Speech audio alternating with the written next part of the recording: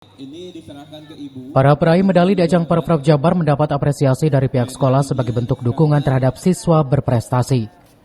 Ajang Pemprov Jabar 2022 menjadi sangat spesial bagi SMA Negeri 1 Megamendung. Pasalnya, 2 siswa yang ikut berlaga di ajang bergengsi tersebut dapat mempersembahkan medali yang turut mengharumkan nama SMA Negeri 1 Megamendung.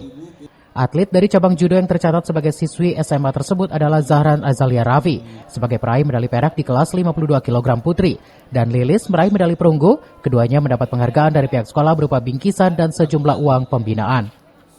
Pihak sekolah melalui kepala sekolahnya menyampaikan bahwa SMA Negeri 1 Megamendung memang sangat konsen mendukung dan memberikan ruang pada para siswanya yang berprestasi. Hal ini dibuktikan dengan banyaknya siswa berprestasi baik tingkat kabupaten maupun provinsi. Bahkan baru-baru ini sekolah ini dinobatkan sebagai sekolah favorit tingkat Jawa Barat. Terima kasih untuk pihak sekolah, kepala sekolah, dan jajaran guru telah memberikan apresiasi untuk saya dan teman-teman semua yang telah mendoakan saya. Ini semua untuk kalian.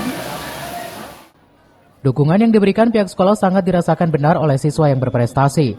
Atas keleluasaan mengembangkan minat dan bakat mereka, hal ini membuat para siswa lebih bersemangat untuk mengembangkan bakat mereka yang pada akhirnya dapat membawa harum nama sekolah.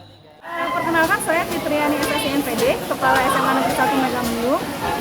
Kita dari awal itu punya komitmen untuk mengembangkan potensi bakat minat siswa. Jadi ketika kita melihat ada anak kita yang memiliki potensi di bidang judo, anggaplah seperti itu, maka sekolah akan sangat totalitas dalam mensupportnya, diantaranya memberikan keleluasaan waktu untuk bisa mengekspor kemampuannya. Nah, lalu yang kedua adalah kita memfasilitasi segala sesuatu yang dibutuhkan.